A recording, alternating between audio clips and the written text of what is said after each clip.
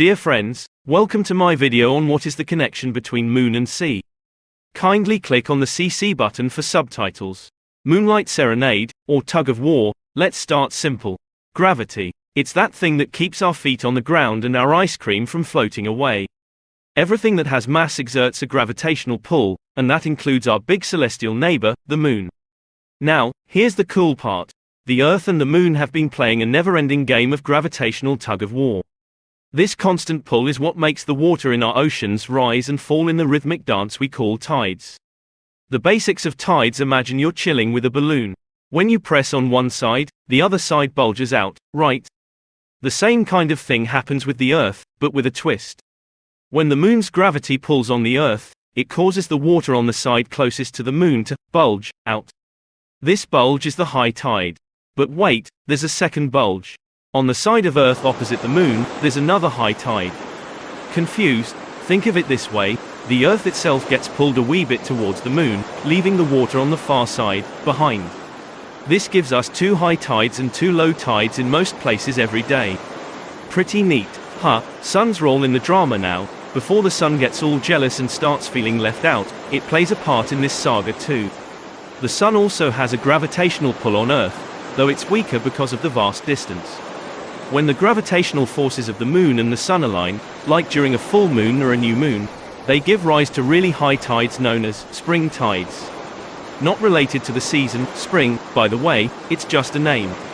On the other hand, when the sun and moon are at right angles in relation to the Earth, their gravitational pulls kinda cancel each other out a bit.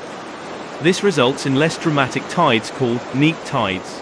Moon's orbit shenanigans. Now, if you're thinking tides are a straightforward affair, here's a twist. The moon's orbit around Earth isn't a perfect circle. It's more of an ellipse. This means the distance between the moon and Earth changes, and so does its gravitational pull. When the moon is closer, at its perigee, tides are higher, and when it's farther, at its apogee, the tides are a bit more relaxed. Why should we care? You might be thinking, alright, cool science stuff, but why does it matter? Surf's up, dude. For surfers and beachgoers, tides can make all the difference. They dictate the best times to catch waves or explore tide pools. Nautical navigation. For sailors and fishermen, understanding tides is crucial for navigation and to know the best fishing times. Coastal ecosystems. Many marine species depend on tides for their very survival. Mangroves, mudflats, and estuaries have unique ecosystems that rely on the tidal ebb and flow. Tidal energy. With the growing emphasis on renewable energy, tidal movements offer a clean and consistent energy source. Some places around the world have started harnessing this power already. Moon and sea. In culture beyond the science-wise stuff, the relationship between the moon and the sea is deeply ingrained in our cultures and stories. There are countless myths, legends, and songs that talk about the love affair between the moon and the sea.